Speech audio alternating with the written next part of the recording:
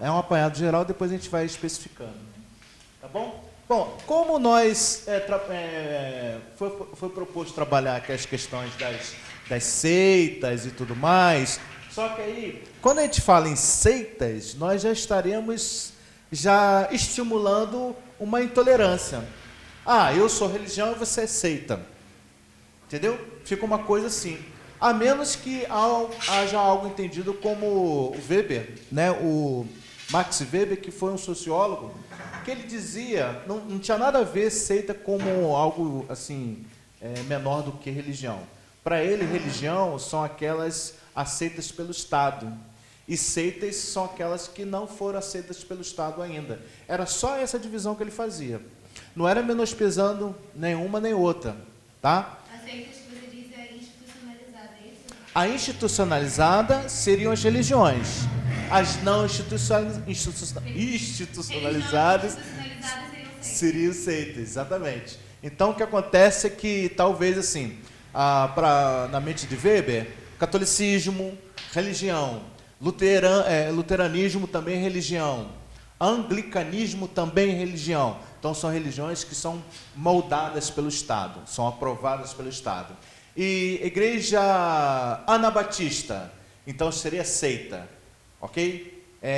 Igreja pentecostal, seria tudo seita. Tá? Então, para ele, seria somente a institucionalizada. Beleza?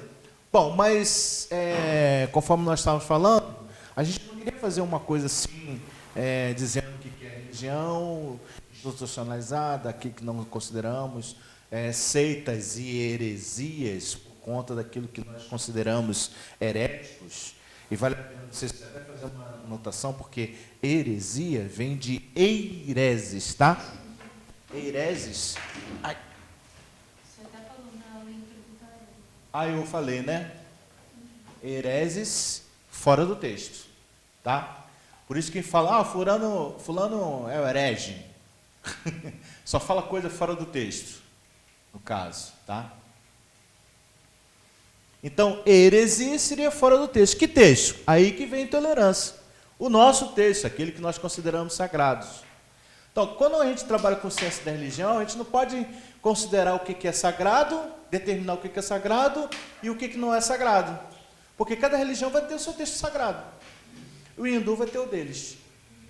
E diga-se por sinal, bem mais antigo que a Bíblia. Mas só para que vocês possam ter uma ideia. Tá? Então, o hinduísmo trabalha com 3 deuses principais. No entanto, nós podemos encontrar cerca de 300 mil deuses sendo adorados, né, pelos adeptos do hindu. 300 mil deuses, deuses pra caramba. E isso, assim, oficializados. Fora outros deuses que podem haver de acordo com cada tribo, cada... Gostos, né? Exatamente. Talvez algumas etnias, tá? Então, os principais deuses seriam esse aqui, ó. Brahma, que vocês já ouviram falar, tá? Shiva e Vishnu, tá? Shiva seria uma deusa potente, destruidora, uma deusa que absorve o temor, né? E a preservadora, que seria a Vishnu. Então, percebo que o Brahma parece ter um papel de equilíbrio. Equilíbrio entre a destruição e a preservação. O Oriente trabalha muito com isso, né? O bem e o mal, né? O taoísmo trabalha muito com isso também, né? Aquele símbolo. Isso. Qual... Isso, taoísmo, né? Vamos dizer, mais ou menos assim, Isso, né? tem uma bolinha aqui. Isso. Isso é o contrário. Mais ou menos assim. Bom, o Oriente tem muito disso, mas o Ocidente também. Nós trabalhamos como Deus, o diabo, né? Satanás, seus anjos, contra as hostes do Senhor. Mas o judeu era diferente. eu não sei se já toquei nesse assunto com vocês, mas se você for procurar no Antigo Testamento, provavelmente já deve ter tocado. No Antigo Testamento, né, você vai ver muito o bem e o mal vindo de Deus, a luz e as trevas vindo de Deus. Então, é Deus soberano sobre a luz e as trevas. Só que isso aí muda no Novo Testamento. No Novo Testamento tem as ordens inimigas, né, da obra de Deus. Por que isso? Porque, segundo alguns historiadores estudiosos, o povo judeu esteve lá com os babilônicos. E os babilônicos tinham uma religião que era baseada nisso, entre representados por dois deuses gêmeos, que se conflitavam eternamente. Era o Angra Maniu e a Ahura Mazda, um deus que representaria o bem e outro deus que representaria o mal. Então, nessa luta eterna. Então, os judeus foram cativos lá, e naquele cativeiro, as gerações foram nascendo já com essa culturalidade religiosa. Isso, influência. E aí, quando o povo novamente toma posse, né, no tempo de Esdras, Neemias, né, já toma posse com essa culturalidade. E aí, novamente é reunida as escrituras e os intérpretes já começam a trabalhar essa possibilidade de Deus do bem, Deus do mal, Deus do bem, aí Yahvé e Deus do mal está faltando. Quem é? Aí, Satanás, diabo. Adversário, inimigo, né? Deus, adversário, Satanás. Tudo bem? Tranquilo? Mais ou menos, fiquei bugada. Ficou? Fiquei Ah. bugada. Aham. É novo, né? Tipo, eu fiquei assim, bugado, né? O povo judeu no exílio babilônico, não é isso? Isso, Sofreu essa influência dos deuses. isso. E até então vocês observam que no Antigo Testamento de Deus vem de tudo, né? A gente começava, eles tinham aquela visão de que o Deus, no caso, Deus seria o Deus tinha o Deus que ele fazia o bem e fazia o mal. Isso, É isso? né? A morte dos primogênitos vem de quem? A confusão na Torre de Babel, bem antes. Confusão na Torre de Babel, vem de quem? Se tivesse orar. Mas aí a gente vai em Gênesis, aí a serpente vai estar representando o diabo, que seria... Mas eles foi escrito depois. Então, mas essa interpretação da serpente é uma interpretação do cristianismo, que chega até a gente. Né? O mito de Gênesis, né? Estou falando mito porque os estudiosos mencionam como mito, né? Algo que uma parábola, tipo uma parábola para representar o início de todas as coisas, né? Não é duvidando que tenha acontecido, não é isso. Então, o mito de Gênesis trabalha justamente com uma intenção. Bom, daqui não podem comer, porque senão vocês vão ter consciência do bem e do mal, não é? Então, o pecado ali, né, para o homem, tanto para o homem quanto para a mulher, seria justamente ser igual a Deus. Por quê? Porque aí no Antigo Testamento todinho, Deus estaria acima do bem, aquele que controla o bem e o mal. O homem quis controlar, se deu mal, carregou esse peso nas costas e não aguentou. A ideia do Gênesis é essa. Você sabe se eu entendi? A priori, então, o bem e o mal passariam de Deus. Sim. Com essa influência babilônica, é entendido que o mal é uma segunda vontade além de Deus, só que Deus tem controle sobre isso. É isso? Não tem, o mal não Mas tem seria a origem em Deus. Mas seria um inimigo direto de Deus. No cristianismo, no Novo Testamento, é inimigo direto de Deus, não é? Tem origem em Deus como que eles estavam antes. Essa é a diferença. Não, ainda tem origem, mas se transformou em algo que pudesse oferecer, né, um prejuízo ao reino de Deus, no Novo Testamento. No Antigo Testamento, não. Está tudo debaixo do controle do Senhor. Como se Deus não tivesse suas outras criaturas espirituais. Nada poderia enfrentar Deus. Ele estaria no domínio. Inclusive, isso fica bem marcado em Jó, que é uma novela. Se você sabe, Jó é novela. Não se sabe que realmente existiu e tal. Mas nessa novela, disse que o diabo estaria, né, sendo autorizado a entrar na presença do Senhor. Para quê? Para conversar com Deus, com Yahvé, e acusar Jó. E aí Deus, olha, então tá bom, então vai lá. Deus aceitaria o desafio. Então vai lá, mas tira a vida. Para mostrar a onisciência de Deus. Aí ele foi lá, fez o que fez, bagunçou com Jó, com a família e tal. não tirou a vida, mas aí Jó se restabeleceu. Ou seja, para demonstrar a soberania de Deus. É uma espécie de consolo para as nossas vidas também, das coisas que nos são tiradas no dia a dia, que Deus pode, né, restituir, pode permitir, pode restituir, e é também uma visão ideológica muito interessante. Olha, Deus está acima, está no controle. Até para o diabo fazer as coisas que ele faz, ele tem que pedir permissão para Deus. A ideia seria essa. Então você vai ver no Antigo Testamento todo assim. Mas no Novo Testamento, nós temos a ideia do inimigo direto de Deus. Das hordas, né, das trevas. Por quê? Aí vem a explicação desses estudiosos. Porque esse povo judeu passou lá pela Babilônia. E lá na Babilônia tem uma religião que cultuava 2 deuses gêmeos que se conflitavam entre si. Que é a mesma ideia do yin e yang, a mesma ideia da preservadora, destruidora. Essa mesma ideia. Bem e o mal conflitando, essa dialética, né? Mas aí foi influenciado esse povo. E aí, com essa influência, né, nós absorvemos aí no cristianismo. Deu para ficar um pouco mais claro agora? São estudiosos, eles vão colocar essa preposição, tá? Diferente daquilo que nós sempre ouvimos aí, né? Talvez nas pregações, na escola dominical.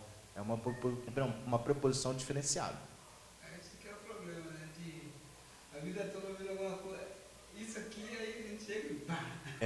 Não, você tem que abrir sua mente, mas também não pode deixar soltar, né? Então, quando a gente vai estudar a ciência da religião, a gente vai ver muita coisa muito semelhante ao cristianismo. E a gente consegue, a gente inclusive atenteou, o cristianismo é uma mistura de outras religiões. Aí você fica, caramba, que isso?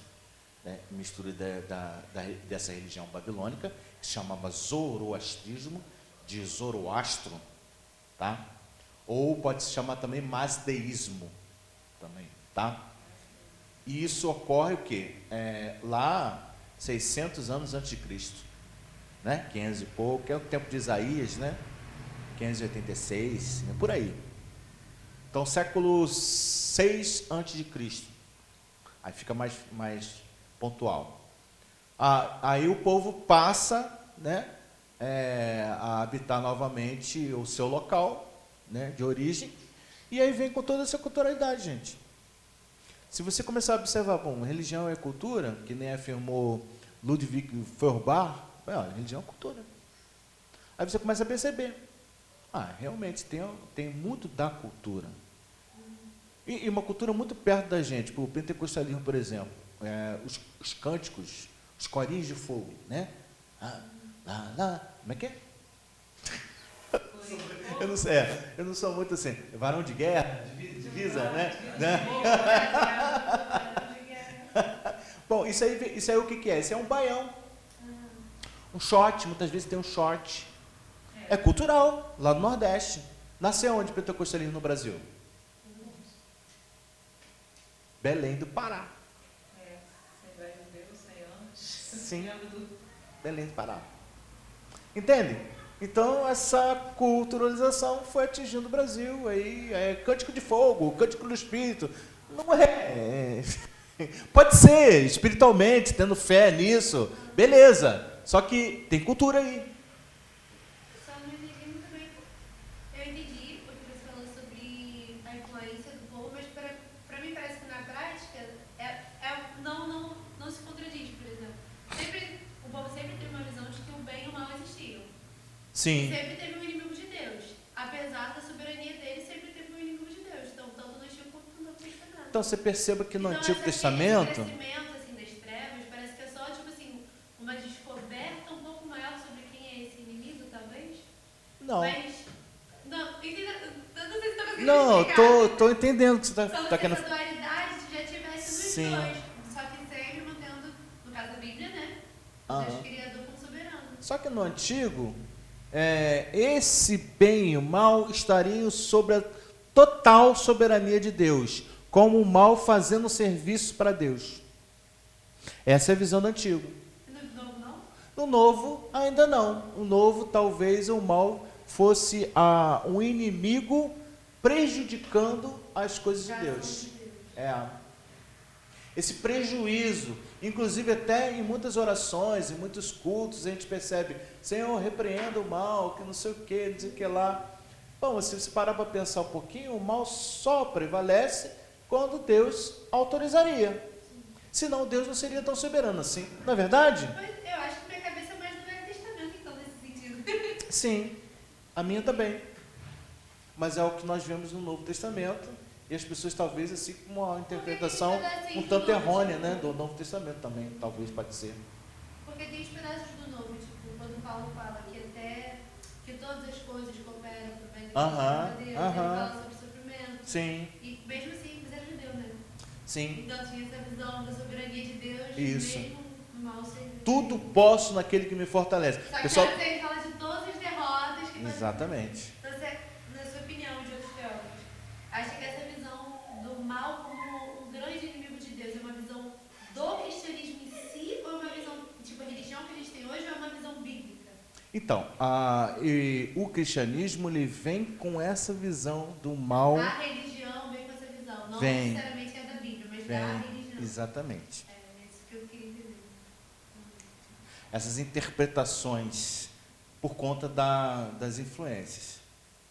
Por exemplo, a grande, não sei se vocês já discutiram sobre isso, mas a grande discussão desde a Idade Moderna, né, desde da Reforma Protestante, né, até bem pouco tempo atrás, era o arminianismo versus o calvinismo. Até hoje o pessoal está nesse debate quanto a isso, e aí fala mal do outro. Aí cita Paulo. Paulo, você tem versículo de Paulo tanto para um, tanto para o outro. Se for procurar, você vai ver uma listagem que você pode separar. Isso aqui se parece muito com o calvinismo. Isso aqui se parece muito com o arminianismo. Por que isso aí, essa diferença? Interesses políticos, interesses de domínio, de dominação. Então, isso que o povo ainda não entendeu muito bem. Acha que não, tem um fundo teológico, aí transforma aquilo para teologia, quando na verdade não foram mais do que ideologias de dominação. Aí eu invólucro, né? Aí começa. Aí eu invólucro teologicamente, aí fica bonito e o povo vai aceitar. Sempre assim. Sabe com as narrativas que são tão faladas hoje em dia? Isso sempre existiu. Sempre existiu. Narrativas. E aí eu vou envolvendo o povo de acordo com a demanda do povo. O povo tem uma demanda disso, tem uma narrativa legal que encaixou, eu vou nessa. Foi assim que Hitler ele se superou. Pois é, né? Que vergonha pra gente como cristão, meu Deus. E ele fez aliança com a igreja luterana e com a igreja católica romana. Fez alianças e tal, e ofereceu o que eles queriam. As próprias cruzadas no Brasil. Sim. A igreja católica, escravizando o povo africano. Sim, sim. Que foi uma resposta para o... De cão, então não tinha alma, tinha que sofrer. Exato, foi uma resposta ao florescimento, né, do luteranismo, né, do protestantismo. Então a resposta, aonde tem gente que não está aqui na Europa? Está lá na América. Tá lá na América. Aí chega lá, aí fala para os nativos, os tupis, se vocês não se batizarem, vocês vão ser perseguidos pelos portugueses. Então a gente oferece aqui cuidado a vocês, mas vocês precisam se batizar. Pronto. Jesus tinha que voltar logo, né? Muito bem. Mas enquanto não volta, cabe a nós, né, pensarmos, estudarmos sobre isso e sermos pensadores, né, porque só com o pensamento, né, só com a formulação, né, da reflexão é que a gente pode mudar alguma coisa. Tá? Não por força, nem por violência. Né? Paciência, né? Isso, muita. Mais paciência com os crentes do que com os não. É verdade. Então, eu acho que até me perdi o que eu estava falando. Né? Mas não, você poderia só repetir quais eram as religiões que influenciaram o povo no cativeiro babilônico? Zoroastrismo, que também é conhecido como mazdeísmo. Tá? De um camarada chamado Zoroastro. tá? E tinha outras religiões menores lá também, mas essa era a maior, o zoroastrismo, tá? Muito bem, sobre os hindus, né, eles, conforme eu falei com vocês, eles têm mais de 300 mil divindades aí, 330, né, que seriam oficiais, né, 330 mil, fora as outras, né. Aqui é um retrato, uma imagem aí do Rio Grande, também com as estruturas, a margem, né, do Rio Grande. Esse Rio Grande é considerado um rio sagrado, mas ele é um rio super sujo, porque eles jogam lá corpos, né, incinerados, às vezes até corpos inteiros, tá? Eles nem incineram, às vezes o pessoal que tem menos condições financeiras, nem incinera, joga lá o corpo inteiro, mas é dito como rio sagrado, então estaria aquela alma sendo levada, né, para a eternidade. E eles têm uma visão de eternidade muito interessante, que a gente vai passar daqui a pouquinho para vocês, tá?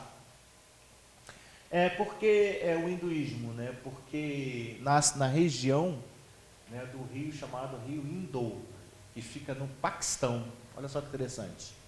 Não fica exatamente na Índia, mas onde hoje se encontra o Paquistão. Então, ele é um sistema unificado de crenças, né? Codificado a declaração de fé, ou em credo. Ele tem declaração de fé, tem credo, tem livro sagrado, tá? É o Vedas, livro de Vedas, é o livro sagrado deles. E esse livro de Vedas, ele começa a ser construído cerca de 3.000 anos antes de Cristo. Olha só que legal. 3.000 anos antes de Cristo. Bastante tempo, né? Então, alguns estudiosos dividem correntes do hinduísmo moderno em alguns tipos, né? Hinduísmo popular, o hinduísmo dármico ou moral diária. A gente vai falar o que é karma e dharma, tá? Existem essas duas expressões. Karma seria uma questão ligada ao que eu faço para uma pessoa e aí a pessoa me retribui. É o karma. O meu karma é esse, de viver de acordo com as minhas obras, tá? E o dharma é como eu me comporto com a natureza e tudo que há. É o dharma. Se eu maltrato a natureza vai me devolver isso aí. É a lei, né, da semeadura. É isso que eu ia falar. Semeadura Por uma outra cultura. Sim. Karma e Dharma. Gálatas 6:7, né? Se eu vou falar muito em karma, né? Dharma não tem. Dharma não. Mas é o mais. Porque o karma está mais pessoal, aquilo que eu faço e tal, aí o que eu recebo. Também a expressão, né? Hã? A expressão karma se popularizou. Sim, porque é mais pessoal. Agora o Dharma é mais com a natureza, com as condições ecológicas. Que a gente fala pouco também, né? O cristianismo fala pouco sobre isso, né? As questões ecológicas. Né? O catolicismo andou falando um pouco mais. Nós tivemos um grande representante, que era Rubem Alves, que trabalhava as questões de natureza também. Mas você para analisar, gente, nossa natureza. Tá? Pois e é. Quando você estuda um pouco de sustentabilidade, você vê como está defasado, como o ser humano já está assim. Ó. Tá, Por exemplo, não sei se vocês foram, né, há poucos dias lá no caminho, passando naquele viaduto em cima do Alcântara. Passaram ali, esses últimos dias? Não. Cortaram aquelas árvores todas ali. O lugar já é feio, já é quente. Já é feio, já é quente. É igual na descida aqui da caixa d'água, eu lembro quando eu era criança, adolescente, tinha várias, tem um nome, né? Tinha uma das, cortaram tudo o que aconteceu, teve deslizamento, depois fizeram obra. Sim. Aí gastou mais dinheiro aí, ficou mais quente, né? Utilizando cimento, tudo mais concreto, né? É isso. Gerando uma leve polêmica. Gerando uma leve polêmica, vamos lá. Não, mas a maior parte da população é evangélica. Isso. E a maior parte votou no presidente cristão que fala de matar a Amazônia para fazer indústria. Então... Só que é uma narrativa, porque o que o Bolsonaro tem feito muito mais que os outros presidentes aí. Não é perfeito. Só foi hoje, porque na época das eleições ele falava em industrializar mais a região. Não, ele falava em levar o progresso. utilizar. E é progresso. Então, mas não há como trazer o progresso sem haver algum tipo de prejuízo na natureza. Porque se eu quiser permanecer com a natureza, aí eu não tenho progresso também. Então eu preciso criar condições assim, equilibradas para isso. E é o que ele tem feito. Só que as narrativas vêm todas para dar cacetada nele. Então a gente precisa parar para poder analisar direito. Então, aí quando não consegue ver, então tá, peraí. Ele foi lá no Alto do Xingu, né? Cabeça do cão, alguma coisa assim, que tem lá o nome lá. Chegou lá, perguntou para os nativos, o que vocês querem? Aí cada nativo pegou um celularzinho do bolso, índio, terena, nós queremos sinal. Gente, os nativos estão preocupados com a tecnologia. Como fazer então? Não vamos dar sinal para esse pessoal não, porque a gente não vai desmatar, vai deixar tudo aí, como está a mata, né, originária. Como é que faz? Tá, mas aí é diferente, porque os nativos queriam, nem toda tribo e toda população quer. Pois é, mas aí o que acontece? O progresso chega e aí você queria Meu Deus, ter... eu não vejo essa tecnologia toda como progresso, eu fico toda... É. Eu queria era ver, visualizar mesmo, eu só uso pra perfeito, né? Pois é, mas aí está o negócio, é fato social, aí nós caímos no campo da sociologia. O que é o fato social? Traz uma exterioridade, é geral, portanto é generalidade, e, na verdade, ele é coercitivo. Nós sofremos a coerção de nos adaptarmos à tecnologia. É verdade, gente. Não tem jeito. Sim, mas tem gente... E aí, como é que... Eu tenho que desligar, senão eu não descanso. Mas é isso. Aí é um outro assunto. Aí é um outro assunto.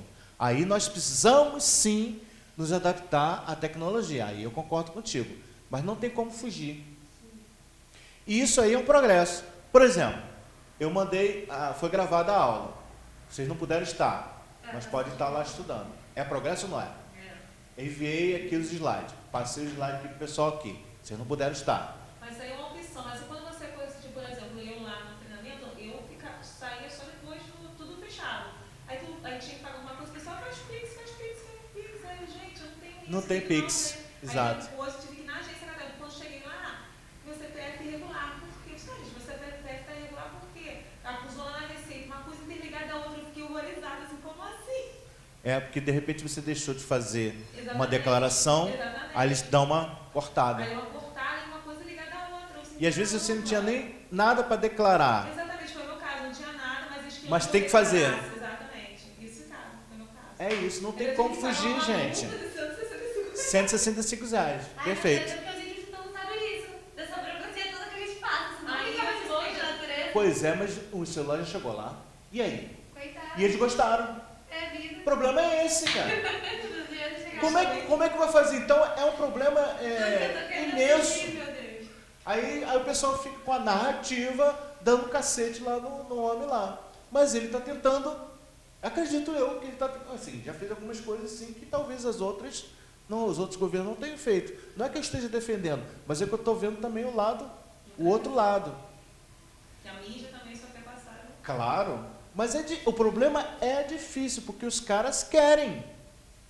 E aí, o ministro, o ministro que é responsável por essa parte, que até teve que largar, porque parece que descobriram lá o negócio dele que ficou meio suspenso assim, né, contrabando e tal, ficou um negócio que está em julgamento ainda. Mas o Ricardo Salles descobriu, né, que muitos índios lá já estão trabalhando com tecnologia agrária. Eu não sei se é porque talvez a minha bolha, assim, eu tô tentando ver a faculdade de turismo. E eu, estudando turismo, tive acesso a uma parte de população indígena. Então, Aham. pessoas que conheciam mestrandos em turismo, que eram indígenas. Sim. E aí o contato que eu tive com essas pessoas era que eles não queriam essa intervenção toda. Tive contato com muita gente que queria por exemplo, em Paraty, você vai em Paraty, na rua tem Aham. um indígena vindo, e você para pra conversar, do dia que surgiu isso é semente, que você pegou, nada, comprei na 25 de março em São Paulo. Aham. Você É. tem autenticidade, mas tudo bem. Mas também tem um grupo que não quer essa intervenção, então é complicado. É o teu negócio. A minha experiência É. de... Como é que resolve isso? Ah, então tá legal. Então eu vou pegar o grupo que não quer e vão separar uma área para eles ali. Que ali a gente não mexe, separa a área e a gente passa então para talvez uma coisa mais equilibrada nos outros que querem. Eles querem sair de lá? Porque tem a tal da tradição, não porque o meu avô era daqui, meu bisavô. Ai, o ser humano é muito complexo. É muito, gente. complexo. A coisa não é assim. Não, Aí você falando dos índios dos nativos de Paraty, eu tive a oportunidade de conhecer Porto Seguro, aquela área ali. eu também tive. Caraca, mané, os caras As crianças pedindo refrigerante. Ai, comprei refrigerante. eles dão nó pingo d'água. E aí quando você vai ver as casas dele, tudo com carro, com parabólica. Aqui é a casa dos índios aqui, ó. Eu conheço minha madrinha, mora em Porto Seguro. É assim mesmo. E eles fizeram de um tal jeito que a vista tem que passar pela vila deles, e organizar uma vila. Se você quiser ir na praia, você tem que passar por ali. Ah, de lá eu acho isso bom, já tô invadindo mesmo o território deles, sujando a natureza deles. Não, isso é Ai, verdade, né? Mas. Então que vai, isso eu acho bom. Não, isso é verdade. Só que, assim, poderia ser uma coisa assim mais Eu não sei se é porque eu talvez tenha... equilibrada, É. mas falta esse equilíbrio. Cada um puxa a sardinha para um lado, então quer dizer, é uma guerra tremenda, cara. A Europa, ela aprendeu, a Europa também era assim, só que ela aprendeu com as guerras, com as pestes, ela aprendeu.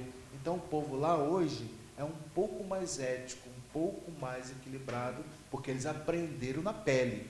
Aqui no Brasil não teve revolução. Que revolução que teve aqui no Brasil? A gente Nenhuma. só na cabeça. Agora o povo vai sofrendo porque com os governos que fazem e acontecem, a gente vai sofrendo aos poucos. Parece que a gente, né, vai sendo anestesiado, né? Paulatinamente. Exato. Esse é o problema. Como vai ver, o negócio tá gigantesco e mesmo se dá fome. Mas é difícil o negócio. Mas, bom, voltando aqui para nossa aula, que a gente deu um parênteses enorme aí. O hinduísmo Vedanta é da Advaita, que é o esmartismo, baseado nos Upanishads e nos Puranas, que são escritos, né, dos Vedas. Tá? Bhakti, ou devocionalismo, que especialmente é a devoção à deusa Vishnu. Tá?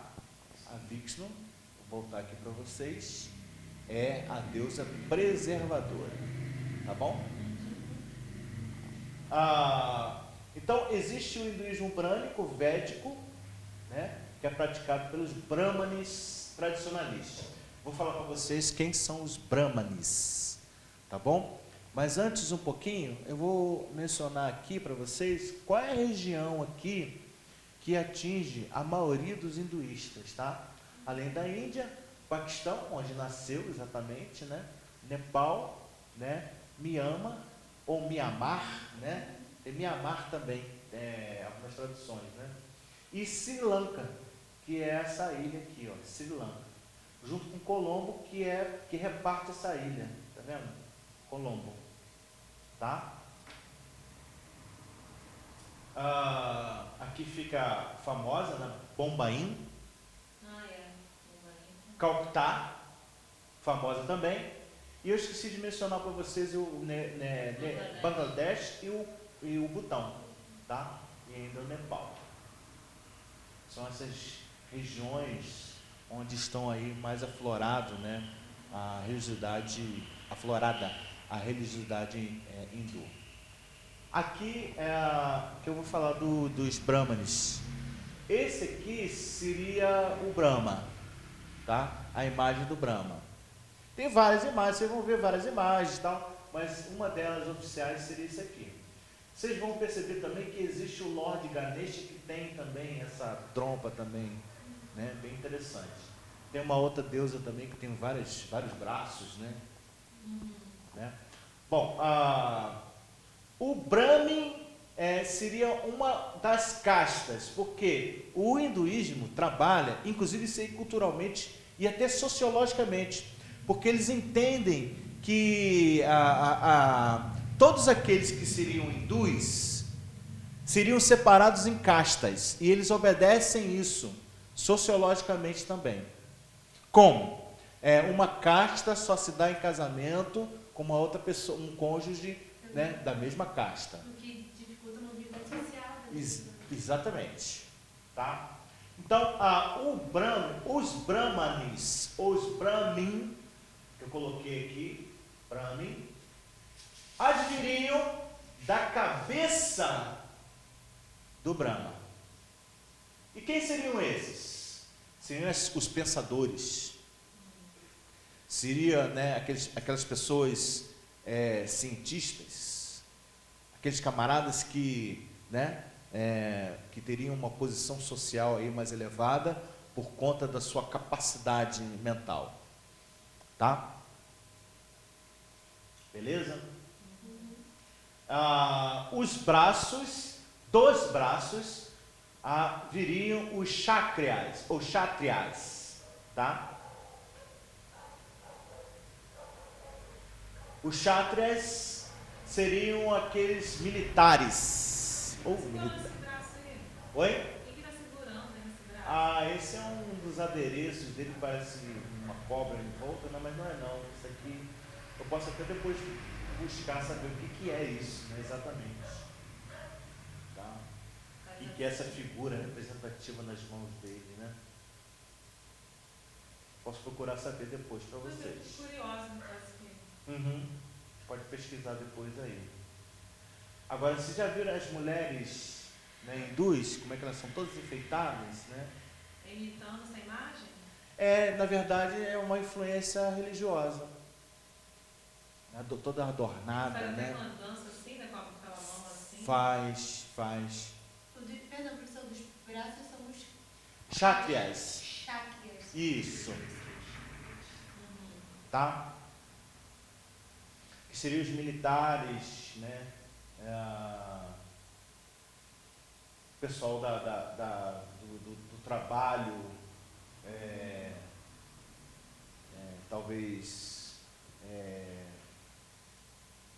Depois eu vou pesquisar para vocês, mas certamente são os militares, tá? Os políticos são sempre brahmin. Não, os políticos, né, estariam também junto com os brancos, tá? Estariam junto também. Cientistas, políticos, pensadores, tá? Junto com os brancos. Os artistas sofrem, né? Não, isso vai ser sofre. Teríamos que procurar onde que estariam aí os artistas aí. Não sei se estaria aqui nos também. Artista sofre, cara. Bom, os Vaishyas, tá? Seria o pessoal do comércio, tá? Vaishyas, que seriam ligados às pernas. Simbolicamente o que leva, o que movimenta um país, por exemplo, comércio, indústria, né?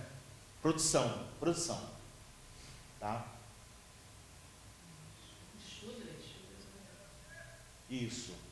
Os Shudras seria aqueles que servem ou serviriam a essas outras castas. Eles adviriam dos pés, né, de Brahma. Tá? Aí são os trabalhadores braçais. Seriam os servidores, os servos. Como, por exemplo, talvez alguém que trabalhasse na casa de família de um Brahmane, por exemplo. Tá? Ou de um Kshatriya. Tá? E aí da última casta, que na verdade não é considerada casta, é considerada o resto, resto, que são os Dalits. São os mais pobres, são aqueles que com mais dificuldades financeiras, pobres mesmo, tá? Dalits, que também poderiam ser chamados de párias. Ok? Esses adviriam não dos pés, mas da poeira dos pés de Brahma. Poeira dos pés de Brahma. Tá? Essas castas, eles respeitam em muito. Hoje em dia, né, há talvez uma abertura um pouco maior. No entanto, essa tradição pesa muito neles. Eles não gostam de fazer, por exemplo, se eles descobrem que estão fazendo um negócio com um Dalit, eles acabam com o negócio. O Brahman, por exemplo, o Kshatriya, Vaishya, né? Então, os Dalits são chamados intocáveis. Mas o intocável não é porque ele não pode ser tocado com alguma defesa, não. Ele é intocável porque se for tocado nele, você se torna impuro. Por isso que são intocáveis. Discriminação rola de uma forma bem... Demais, é demais. E aí, não sei se vocês assistiram aquele Caminho das Índias, aquela novela. Lembra? Eu assisti alguns capítulos e realmente passava uma realidade deles cultural. Até um dos personagens se apaixonou por uma menina que era filha de Brahma, né? E aí, quando a família descobriu isso, foi um problema sério. Né? E eles faziam algumas passagens, inclusive da vaca entrando lá no comércio lá de um dos personagens lá, né? E aí deixando que a vaca pudesse fazer o que quisesse lá no comércio, porque a vaca é considerada um animal abençoado, sagrado. Teve um outro episódio também que parece que desceram, né, homoafetivos, né, travestidos, né, e aí eles cumprimentavam, né, é uma culturalidade que valoriza a homossexualidade, né, porque acredito que a homossexualidade seria uma bênção. Uma bênção por quê? Mas só no caso dos homens? Das mulheres também. Só que as mulheres é mais assim, escondido, mais velado isso. Os homens aparecem mais isso. E eles davam dinheiro também para esse pessoal, porque esse pessoal ficava afastado. Olha só a culturalidade. Embora eles sejam vistos como abençoados, eles não ficavam no meio. Eles se afastavam. Quando eles desciam a cidade para poder pegar sustento, né? Eles ganhavam dinheiro também, ganhavam presentes e tal, aí levavam para lá. Independente da caixa, eles são considerados sagrados. É uma situação à parte.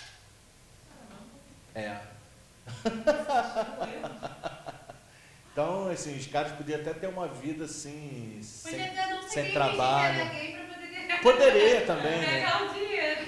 Sim, deve ter isso também. Deve ter. Tá? Então, foi sinalizado na novela isso. Entendeu? Bem interessante. Depois que no final, eu vou falar para vocês por que a vaca seria um animal sagrado. Tá? Não somente a vaca, mas alguns outros animais também são considerados sagrados. O macaco também é considerado sagrado. Também. Tem até um deus, né, que tem o simbolismo de um macaco. Bem interessante. Tá? No finalzinho a gente vai falar sobre isso. Muito bem. Essa religião, né, 1300, no período védico, 1300 e 300 anos de Cristo, né, ela vai ser desenvolvida. Mas, conforme falei com vocês, em 3.000 anos antes de Cristo, o livro de Vedas ele já é construído, já tem uma questão de adoração, né, no livro de Vedas. Então, conforme eu falei para vocês, para que exista uma religião, tem que existir 3 coisas, né? Vocês lembram? 3 coisas têm que existir. Não. A religião pode ser considerada uma cultura, segundo o Feuerbach, né? Mas tem que ter 3 coisas. Ritos e teologia. Isso. E teologia. Então, entendo que a teologia já começa já nascendo lá 3.000 anos de Cristo. E a constituição mítica, né, aqui no período védico. E também a questão dos ritos, que são os cerimoniais, né, são as práticas. Então, essa religião vai sendo constituída. Professor, uma dúvida. Eles têm um templo de adoração específico? Tem os templos hindus que são erigidos a essas figuras, né? Que muitas delas também são animais. E aí, Tem- liturgia é como? Você sabe dizer? Tem culto ao deus rato, por exemplo. Aí eles vão. Eu não tenho Vão, ideia. Eles adoram. cantam, oram, fazem Isso, fazem tem um o montão quê? de ratinho lá, eles estão Comem. lá adorando o ratinho. Não comem, não Não podem comem, comer, não né? comem. Não comem, não bota veneno, não faz nada disso. Não come os ratos, não comer assim na vida. Tipo, a gente tem ideia, aí eles não têm nada com isso. Então, vaquinha não come. Agora, esse ritual de alimento, ele há também, todas as religiões há isso, tá? Mas a gente pode pesquisar algo significativo entre eles. Mas eles gostam muito de reunir a família. Como, por exemplo, a celebração de casamento. A celebração de casamento lá é um luxo, né? E dura dias. Sim. Muita comida, muita bebida. Ah, a gente podia copiar isso, né? Bota dinheiro, bota dinheiro. É caro. Fica caro. Então, outro dia eu fui um Um casamento. dia você tá vivo para ter mais uma semana. Outro dia eu tive o prazer de receber um convite para fazer a cerimônia das alianças no casamento de uma amiga. Caramba, ela arrebentou no casamento. Ficou lindo, muita comida. Casamento é bom que não tem comida, né? Salgadinho e tudo mais. Saí de lá mais do que eu já sou, né? Bom, tem um mantra, né? Refletido nos Vedas. Os Vedas, né, constituem, né, aquela parte teológica, indicando os mantras, e os mantras são justamente aquele cerimonialismo. A gente vai falar um pouquinho também sobre os mantras, como é que eles discorrem. Mantra é aquela oração repetida, ok? É uma reza repetida, tá? É um mantra. E com a repetição, eles entendem que a pessoa internalizaria, tá? As palavras desse determinado mantra. Tipo o terço assim da Igreja Católica. Tipo o terço, exatamente. E tipo algumas orações também que o pessoal faz repetidamente, né? Toda religião tem isso. Não tem para onde fugir, né? Então, sacrifícios rituais, né? Por exemplo, um sacrifício ritual assim, bem simples do hinduísmo é acender aquelas... os incensos, seria um sacrifício ritual. Tá? Uma pequena porção conservadora de Shautins, ou Shrautins, continua essa tradição ainda hoje dentro do hinduísmo, né? A questão védica, né? Então o pequeno grupo ainda continua com algumas tradições. Aí então falar do Vedas, Rig Vedas, ele é dividido, né? Tá? Rig Vedas, por exemplo, são hinos. Sama Vedas é um livro que fala de sacrifício. Yajurveda são cantos, tá? Ou cânticos. Atharva Vedas são rituais. Qual é a diferença do Rig Vedas para o Atharva Vedas? Esse aqui é mais comum, esse aqui é para situações em especial, tá? Como se fossem rituais especiais. Isso, tá bom? Então esse livro de Vedas, ele é escrito em sânscrito, tá vendo?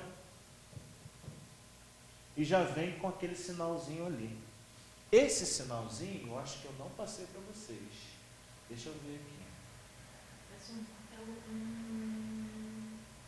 Isso, eu não passei para vocês, porque eu já comecei direto no slide 2.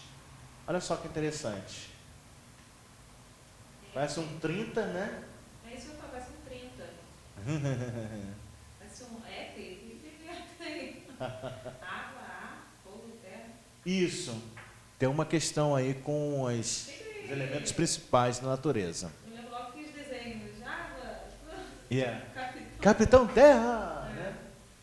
Então, fogo, essa parte de baixo, água, terra, ar e éter. Entra um elemento interessante aqui da natureza, o éter. Né? Que seria o que evapora. Tá? Essa imagem aqui seria o Brahma também, em outras traduções, o Brahma. Essa imagem aqui é Vishnu, tá? A preservadora. Isso. E essa aqui, Shiva. A de cima? Isso. Tá? Seria alguma interpretação sobre esse... Outra interpretação sobre esse símbolo. Tá bom? Beleza, gente? Tranquilo? Hã? Não está entendendo nada? Tá tudo bem, depois eu vou tentar acompanhar o raciocínio. Então, nós estamos explicando uma outra religião, né? É o que eles creem, né? O que eles... O objetivo da aula é trazer aí um pouco de história Um pouco mais da... dessas religiões. E, se possível, a gente fazer alguma comparação com o cristianismo também, né? Se possível. Sempre tem um coleguinha. Hã? Sempre tem um coleguinha. Falar de Jesus, a pessoa vem com... Sim, sim. Aí vai te falar alguma coisa e você já está por dentro, né? Exatamente.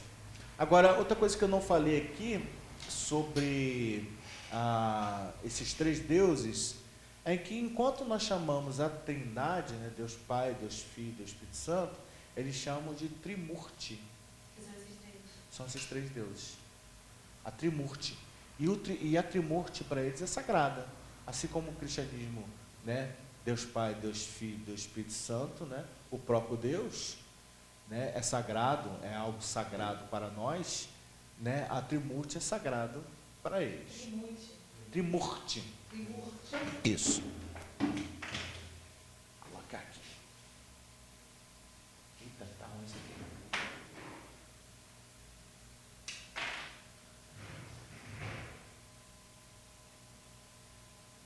Trimurti.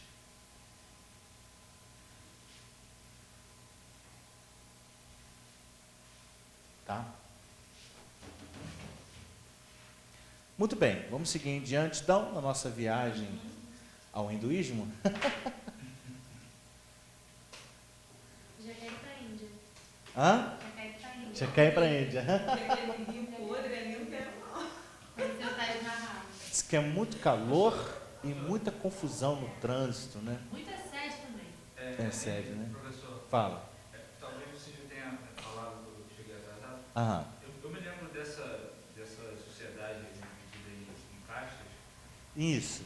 mas como que é só o nascimento? Como que determina que alguém... Não, é nascimento. Nasceu naquela determinada casta.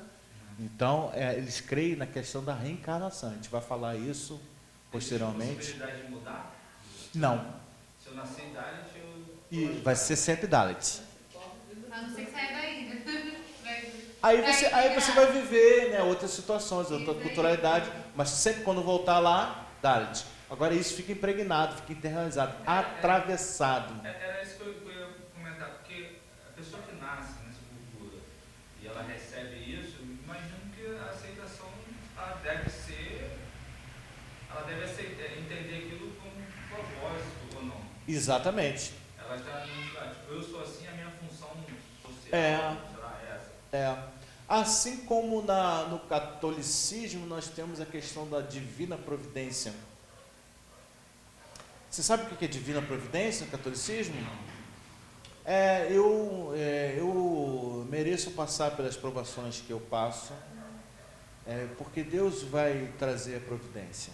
Então, cabe a mim aceitar, né, a minha condição de vida. Deus vai trazer a providência. O que é bem diferente do protestantismo. Visto por Max Weber, ele estuda as comunidades. Já foi? Meu Deus, tão rápido. Ele estuda as comunidades anabatistas, por exemplo, e começa a perceber, poxa, o pessoal lá, o capitalismo dá certo ali. Por que dá certo ali? Porque eles têm ética. O que é ética? São esses conjuntos de valores e medidas, né, que a gente falou na primeira aula, na aula de ética. O pessoal do Anabatista, eles não saem para fazer farra. As mulheres não são vaidosas, portanto não gastam. Mas maquiagem já é muito cara.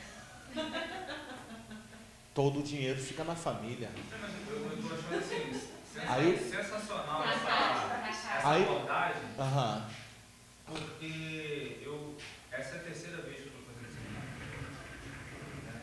Não terminei de ver os primeiros. Talvez, não sei se essa de repente é a dificuldade do Leandro.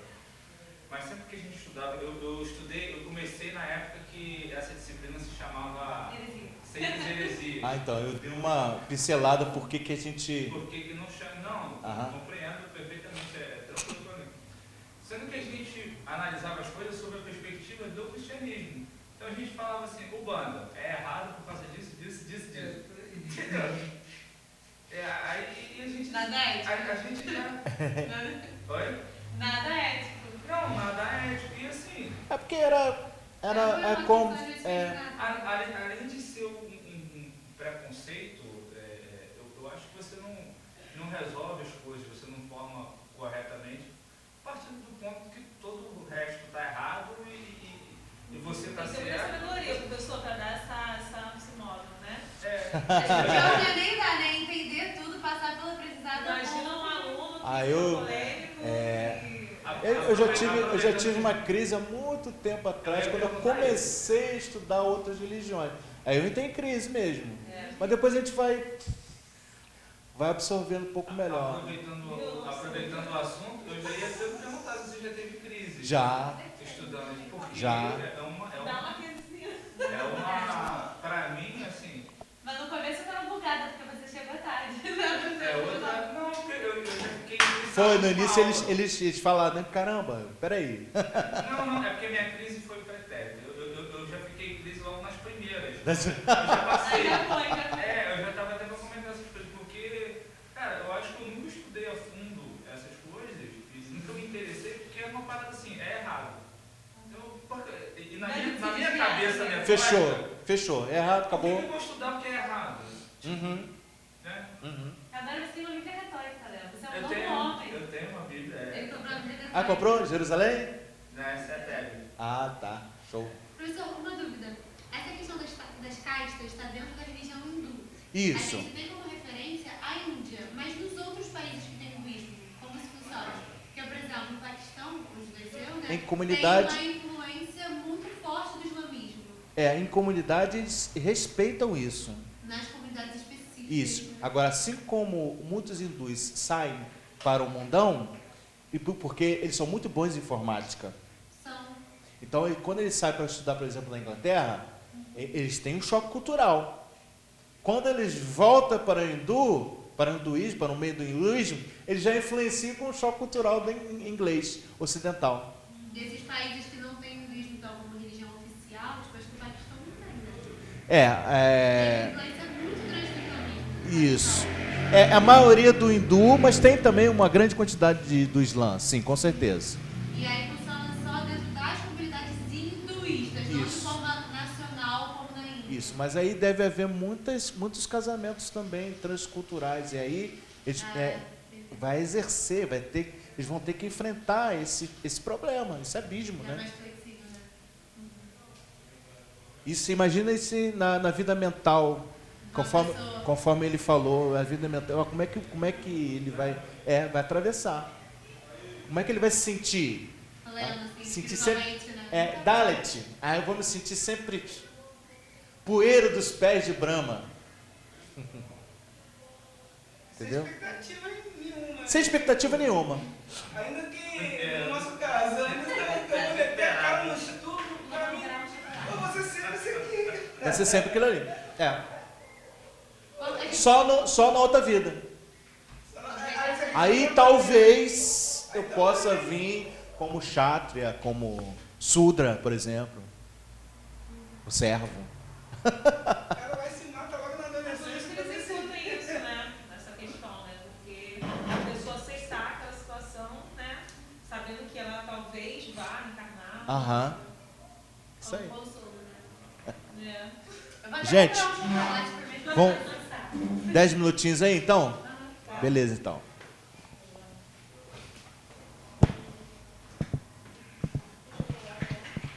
Não é nervoso não, né? Nem vai se desviar. Tá firme na fé. Olhando pro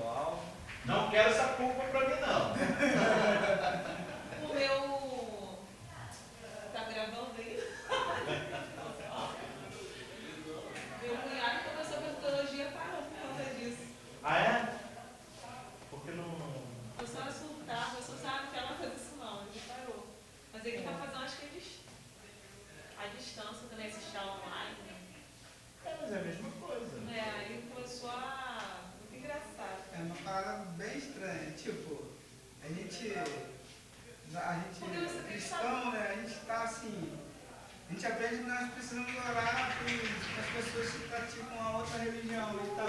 Aí tipo assim, a gente vem pra cá e fala assim, tipo, qual é a certa?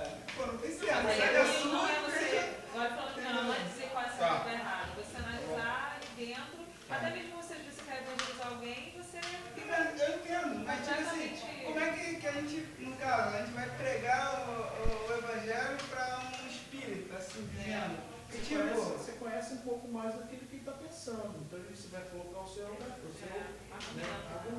Agora, assim como a palavra menciona que quem convence é o Espírito Só semeia